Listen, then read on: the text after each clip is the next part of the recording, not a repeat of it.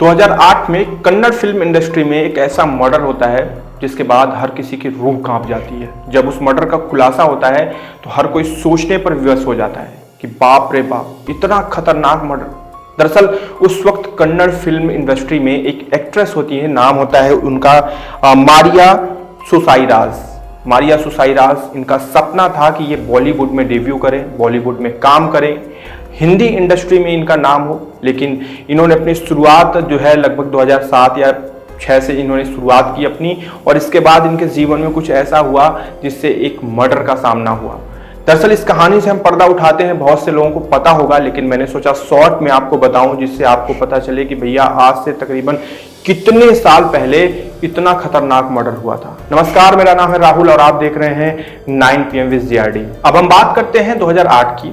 2008 में एक लड़की होती हैं जो अपने परिवार से विद्रोह करती हैं क्योंकि उन्हें फिल्म इंडस्ट्री में काम करना होता है, लेकिन परिवार वाले मना करते हैं कि नहीं, तुम्हें फिल्म इंडस्ट्री में नहीं जाना। लेकिन वो औरत अपने परिवार से, वो लड़की अपने परिवार से विद्रोह करके बेंगलोर पहुंच जाती है और फिर इसके बाद ऑडिशन देना स्टार्ट कर देती है।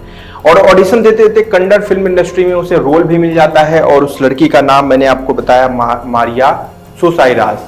मारिया जब कन्नड़ फिल्मों में उसे रोल मिलता है तो उसका मन नहीं भरता। वो सोचती है कि यार हमें कन्नड़ से ऊपर जाना है, बॉलीवुड में जाना है, हिंदी इंडस्ट्री में जाना है ताकि पूरे देश के लोग मुझे जाने।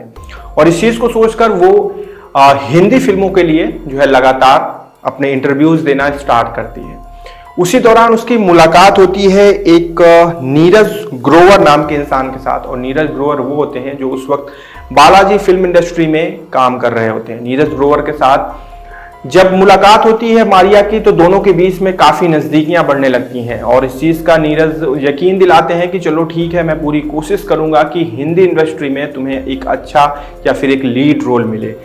इसके बाद सिलसिला आगे बढ़ने लगता है और कुछ वक्त बाद ही नीरज और मारिया के बीच में काफ़ी जो है नज़दीकियां आ जाती हैं और मारिया नीरज के साथ ही नीरज के फ्लैट में साथ में रहने लगती है।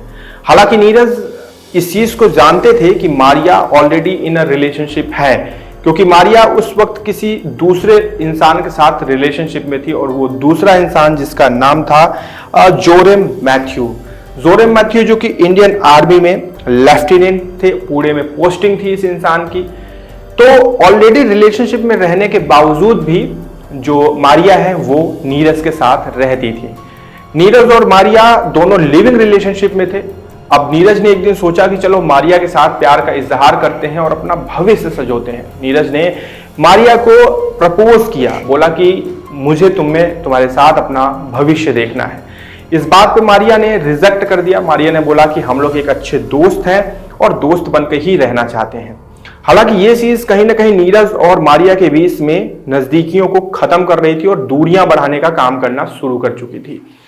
इधर जो मैथ्यू होता है यानी कि बॉयफ्रेंड मारिया का, वो लगातार मारिया से नीरज के रिश्ते को लेकर सवाल जवाब करता है। मारिया हर बार स्पष्ट कर देती है कि मैं नीरज की सिर्फ एक अच्छी दोस्त हूं, हम लोग सिर्फ एक अच्छे दोस्त हैं। हालांकि सोचिए कि वो नीरज के साथ लिविंग रिलेशनशिप में रहती थी, लेकिन इसके बावजूद भी मैथ्यू को बोलती थी कि नहीं, हम लोग सिर्फ एक अच्छे दोस्त हैं।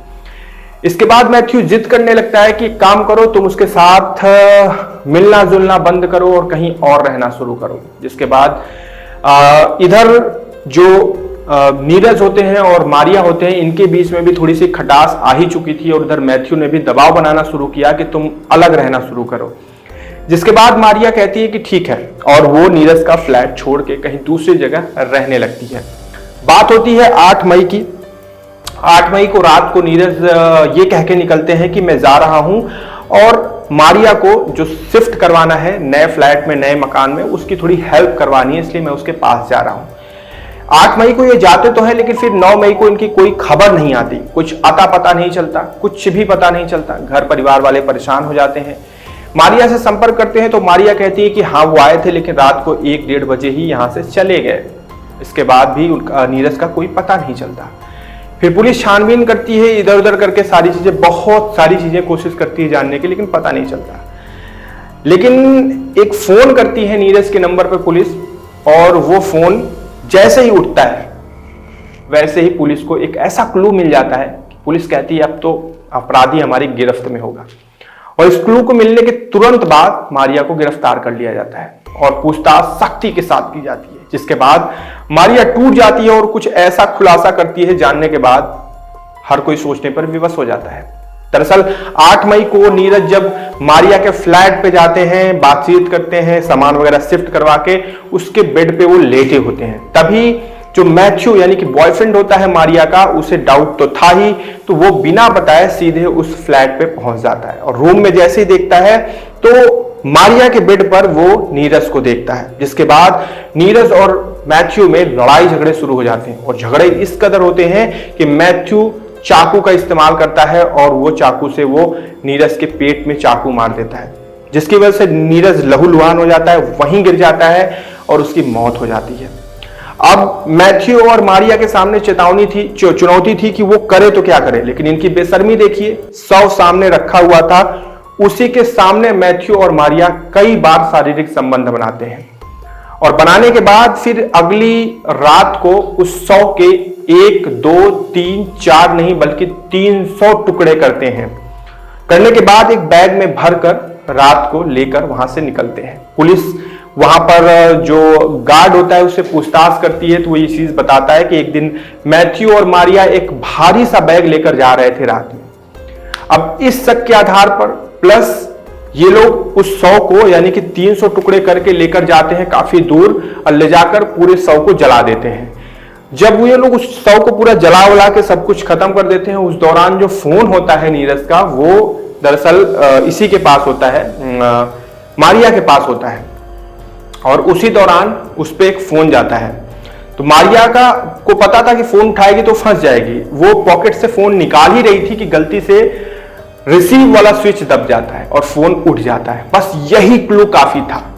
फोन हालांकि वहां पे फेंक दिया जाता है, कहीं कोई वो कि कुछ पता ना चले, लेकिन फोन उठ चुका था तो एक लोकेशन ट्रेस हो गई, बहुत सारी चीजें उससे खुलासा हो गई, प्लस गार्ड ने भी चीजों को करके बताया जिससे संशय और ज्यादा बढ़ गया और मारिया की गिरफ्तारी हुई और ये खुलासा हुआ कि कन्नड़ फिल्म इंडस्ट्री में एक मर्डर हुआ है जो कि बहुत खतरनाक था।